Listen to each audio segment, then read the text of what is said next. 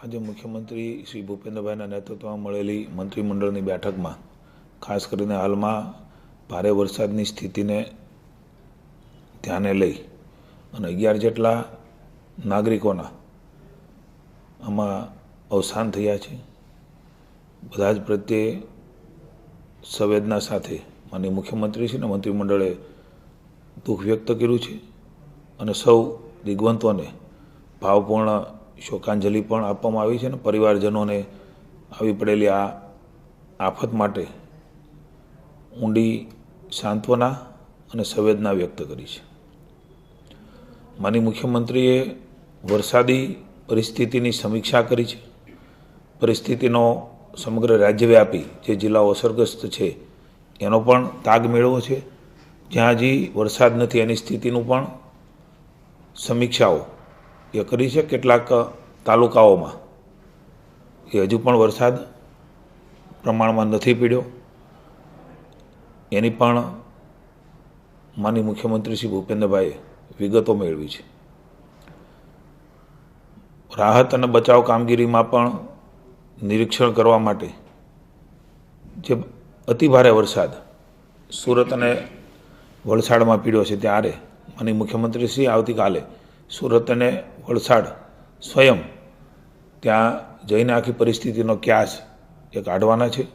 સાથે સાથે જે અસરગ્રસ્ત જિલ્લાઓ છે ત્યાંના સ્થાનિક મંત્રીશ્રી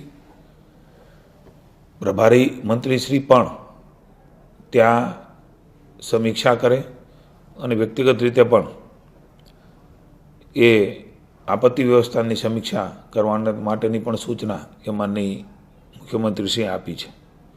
પર્યાવરણને ખાસ અનુકૂળ રહે અને આપણે સૌ જાણીએ છીએ કે માનનીય વડાપ્રધાનશ્રી પણ ઈવી વાહનો માટેનું સતત દિશા દર્શન અને માર્ગદર્શન કરે છે। રાજ્ય પણ એ દિશામાં ખૂબ આગળ વધ્યું છે ત્યારે ઈવી ચાર્જિંગ સ્ટેશનો એના માટેની પણ ઝડપથી પોલિસી બનાવીને રાજ્યના ઈવીના જે વાહનો ધરાવે છે એમને મુશ્કેલી ન પડે એના માટેની પણ માનનીય મુખ્યમંત્રીશ્રીએ ચીફ સેક્રેટરીને એક સ્પેશિયલ ઈવી ચાર્જિંગ પોલિસી પણ બનાવવા માટેની સૂચના આપી છે। ભવિષ્યમાં એ પણ રાજ્યની જનતા માટે પોલિસીના મારફત લોકોને લાભ મળશે। આજની મંત્રીમંડળની બેઠકમાં માનનીય મુખ્યમંત્રી ભૂપેન્દ્રભાઈ પટેલે મારા વિભાગમાં એટલે ફિશરીઝ ડિપાર્ટમેન્ટનો પણ મહત્વપૂર્ણ નિર્ણય એ લીધો છે। ડીઝલ વેટ સબસિડીમાં નીતિમાં એ ખૂબ મહત્ત્વનો અને ઉદાર સુધારો કરવાનો નિર્ણય એ કર્યો છે। 20 મીટર લંબાઈ ધરાવતી જે બોટો છે એટલે કે 20થી નીચે એમને જ આ ડીઝલ સબસિડીનો લાભ મળતો હતો। હવે પછી આ નિર્ણય થઈ હતી 20 મીટરથી વધારે લંબાઈ ધરાવતી બોટોને પણ રાજ્યભરમાં એ બોટ ધારકોને ફિશરમેનોને એમનો લાભ મળવાનો છે। ફિશિંગ બોટની નોંધણી એ રિયલ ક્રાફ્ટ પોર્ટલ પર થયેલી હોવી જોઈએ અને બોટ પાસે માન્ય ફિશિંગ લાઇસન્સ પણ હોવું જોઈએ। મારી વિનંતી છે કે હજી પણ જે લોકો પાસે નથી એ લોકો આ પ્રકારની નોંધણી કરાવીથી એમને પણ એનો લાભ રાજ્યની સરકાર આપવા માગે છે।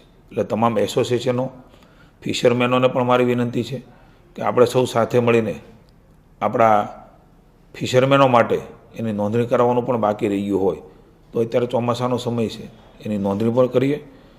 મને આનંદ છે કે આ નિર્ણયથી અનેક ફિશરમેનોને એ ડીઝલની વેટની સબસિડીનો લાભ હવેથી મળતો થશે।